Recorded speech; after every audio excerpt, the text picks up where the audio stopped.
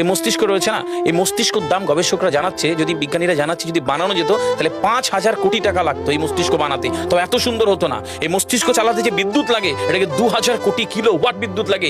একটা মস্তিষ্ক পুরো বাংলাদেশ চলে যাবে, আর কিছু বিদ্যুৎ বাইরের দেশে বিক্রি করে এই দেশ টাকা রোজগার করতে পারে। এই আপনি চিন্তা করেন যে শিরোপশিরাগুলো, একটা তারের হেডফোনকে পকেটে দেবেন আর বের করবেন, দেখবেন ছাড়াতে হচ্ছে, জুড়িয়ে যান।